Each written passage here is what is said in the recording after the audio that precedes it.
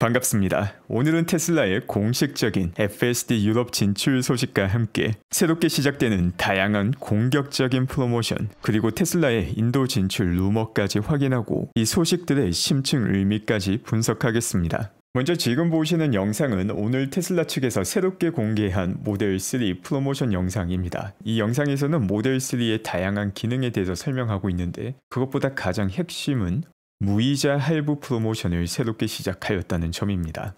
무이자 할부를 통해서 훨씬 더 많은 고객들이 손쉽게 테슬라 모델 3를 구매할 수 있는 환경을 만든 것인데, 이는 동시에 테슬라 측에서 추가 비용을 부담하는 것이기도 합니다. 테슬라가 왜 이런 선택을 했는지는 조금 뒤 추가 프로모션을 정리하며 함께 살펴보겠습니다.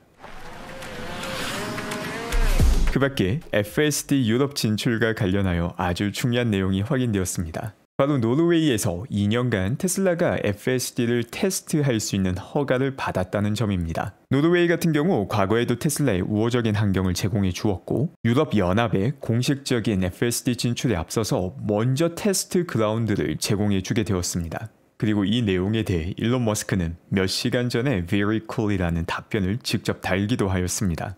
이 내용은 어제 살펴보았던 미국 연방단위 자율주행 허가와도 연결이 됩니다. 미국 연방단위 자율주행 허가를 통해서 유럽과 중국 자율주행 허가가 촉진될 수 있다는 내용을 다루었는데, 물론 노르웨이 같은 경우 이전부터 관련 내용을 준비하고 있긴 하였지만 그 촉진의 시작을 지금 확인하고 있는 것입니다. 그 밖에 2일 전에 공개하였던 테슬라 로보택시 영상에는 벌써 1500회의 로보택시 주행을 끝마쳤다라는 내용이 포함되어 있었습니다. 그런데 이와 관련해서 조금 더 추가 소식이 나오기도 하였습니다. 다만 이 소식 같은 경우 비즈니스 인사이더라는 사실관계가 아주 잘못된 기사를 많이 올렸던 매체이기 때문에 크게 높은 정확도를 줄 수 없는 매체이기는 하지만, 비즈니스 인사이더에 따르면 테슬라는 벌써 300명의 오퍼레이터를 확보하고 있는 상황입니다. 만약 이 내용이 사실이라면 6월부터 시작되는 로보택시를 시작하기에 앞서서 벌써 상당량의 준비가 되어 있다는 것을 볼 수 있습니다.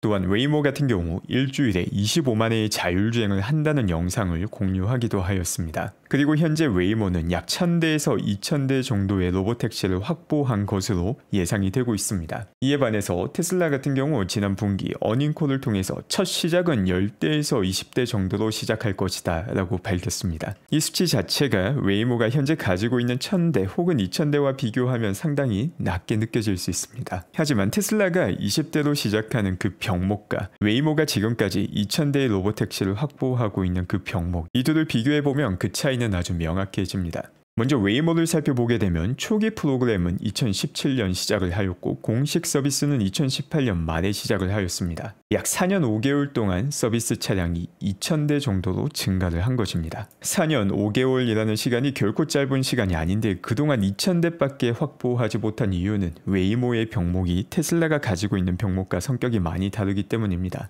자율주행 기술 자체에서 테슬라처럼 어떤 곳에서도 어떤 국가에서도 작동 가능한 자율주행 기술을 가지고 있지 못합니다. 또한 웨이모에서 사용하고 있는 차량, 이 하드웨어 자체의 비용이 너무나도 높기 때문에 새로운 도시에서 서비스를 시작하기에 앞서서 HD맵도 만들어야 되고 관련 테스트도 해야 되고, 또한 코드도 업데이트를 해야 되기 때문에 비용이 아주 많이 들며, 차량 한 대를 추가할 때마다 그 차량 자체의 비용이 아주 높습니다. 동시에 자율주행 기술이 부족하다 보니 새롭게 서비스를 시작할 때마다 여기에 맞는 원격 조종 인원 역시 추가로 증가되게 됩니다. 그러다 보니 아직까지 수익성을 확보하고 있지 못한 상황입니다.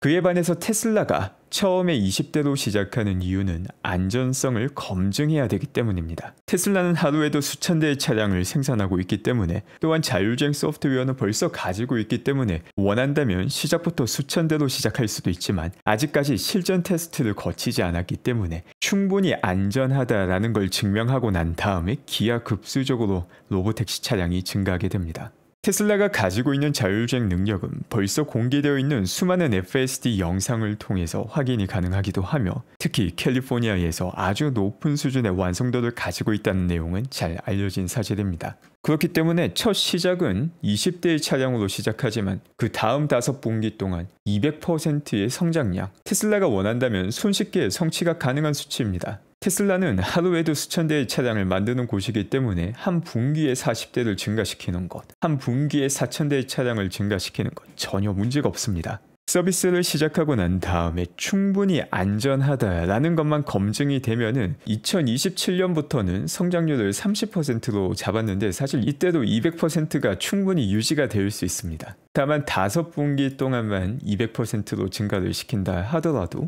웨이모가 4년 5개월 동안 성취한 내용을 테슬라는 1년도 되지 않아서 차량 대수로도 로보택시가 운영한 지역으로도 다 따라잡을 수 있게 됩니다. 웨이모 같은 경우 사업을 시작하고 아직까지 수익을 내고 있지 못하지만 테슬라는 사실상 로보택시 서비스를 시작함과 동시에 수익을 내게 됩니다. 아주 큰 근본적인 차이를 확인할 수 있습니다. 또 동시에 캘리포니아에서도 자율주행차 규제 전면 개정이 발표가 되었습니다. 이 주요 내용을 살펴보면 모든 것들이 테슬라 측에서 밝혔던 내용과 일치함을 확인할 수 있습니다. 일단 이 개정 내용을 보게 되면 먼저 안전운전자가 탑승한 상태에서 테스트를 통과해서 허가를 받아야 되고 그 다음에는 안전운전자가 탑승하지 않은 무인 테스트를 위한 또 다른 허가를 받아야 됩니다. 마지막으로는 무인 자율주행차를 실제 배치하기 위한 허가 3가지를 받게 되면 캘리포니아에서도 무인 자율주행을 시작할 수 있게 됩니다. 그런데 이 전면 개정된 규제가 시작되는 시점이 아주 묘합니다. 45일간의 공개 의견 수렴 기간을 갖게 되는데 하필 45일이 끝나는 시점이 2025년 6월 9일입니다. 6월 테슬라는 텍사스와 캘리포니아에서 로보택시 서비스가 시작이 된다고 했는데 정확하게 일치하는 시점임을 볼 수 있습니다.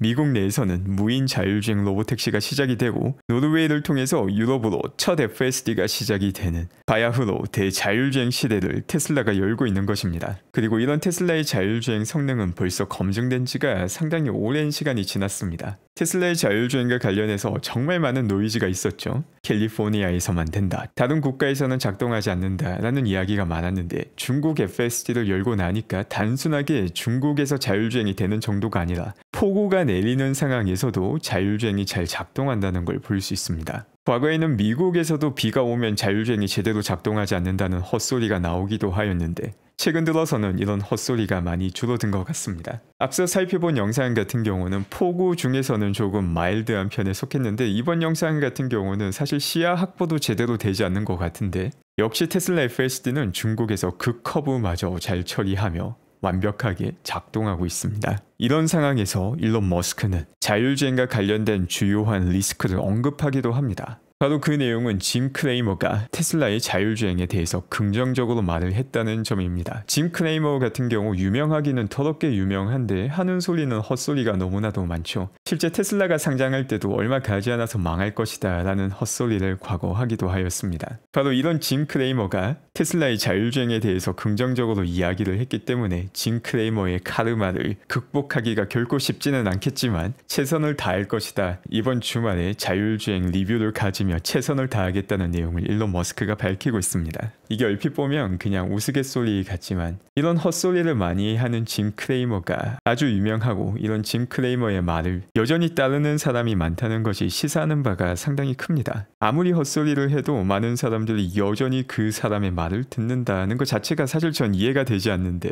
이게 현실이죠. 사람들이 혹할 만한 헛소리를 많이 해야지 인기를 얻는다는 것을 보여주는 내용이기도 합니다. 그 밖에 테슬라에서는 새로운 공식 계정이 나오기도 하였습니다. 바로 테슬라 세미트럭 공식 계정입니다. 그리고 이 공식 계정 밑에는 아주 재미난 내용의 답글이 올라오기도 하였습니다.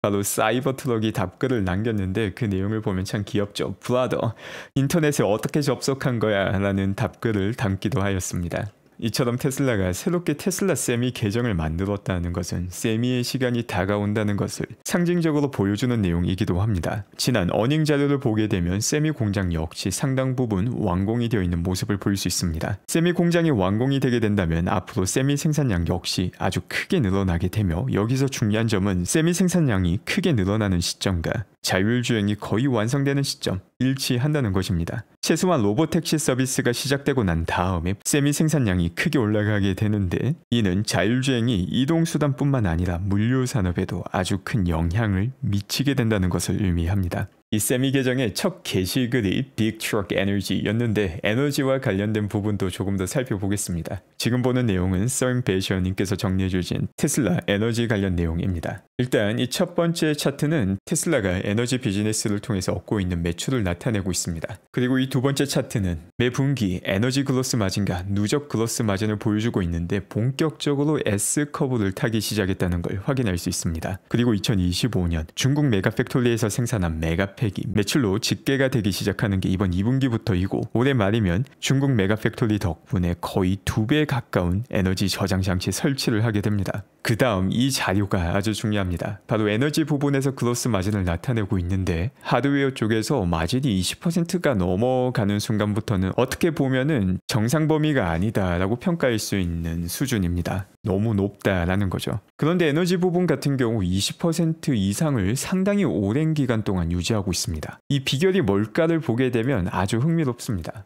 일단 각 킬로와트 시당 얼마의 매출을 얻고 얼마의 원가가 들어가는지를 보게 되면 그 비결을 확인할 수 있는데 당연히 에너지 저장 장치 산업이 커져감에 따라서 경쟁은 더욱더 치열해지고 판매가는 지속적으로 하락을 하고 있습니다. 그런데 놀라운 점은 판매가가 지속적으로 하락했음에도 불구하고 테슬라의 에너지 부분 마진은 사실상 유지하거나 더 높아지고 있었죠. 바로 그 이유가 원가가 더 빠르게 내려가고 있기 때문입니다. 이게 중요한 내용이 지난 1분기에서도 확인할 수 있었는데 모델 Y 업그레이드 때문에 생산량 자체가 줄었음에도 불구하고 대당 원가 역시 내려갔습니다. 에너지 부분뿐만 아니라 전기차 부분에서도 원가가 내려간다는 걸 볼 수 있었는데 테슬라가 가지고 있는 원가 관리 능력이 아주 뛰어나다는 걸 보여주며 한동안 에너지 저장 장치 산업의 경쟁이 더 치열해지고 이를 통해서 판매가가 내려간다 하더라도 테슬라 같은 경우 원가 관리를 통해서 충분히 높은 마진을 유지할 수 있다는 것을 시사하고 있기도 합니다. 이게 바로 테슬라가 공격적인 프로모션을 하는 이유입니다. 무이자 할부를 통해서 더욱더 많은 차량을 판매하더라도 원가가 더 내려가기 때문에 충분히 대응할 수 있음을 보여주는 자신감입니다. 또한 기준 금리가 내려가게 되면 무이자 프로모션으로 테슬라 측에서 지불해야 되는 비용이 더 줄어들게 되기도 합니다. 이는 제 추측이지만 테슬라 측에서는 조금 길게 보면은 기준 금리가 충분히 내려갈 수 있는 상황이라고 보기 때문에 이런 무이자 프로모션을 진행하고 있을 가능성 역시 일부 존재한다고 봅니다. 또 동시에 북미에서는 FSD 이전을 다시금 시행하였습니다. 이 역시 수요를 끌어올릴 수 있는 하나의 프로모션이고 이 프로모션 같은 경우는 사실 추가 비용이 발생하지 않는 프로모션이기도 합니다. 이런 상황에서 유럽 판매량과 관련된 추가 자료가 확인이 되었습니다.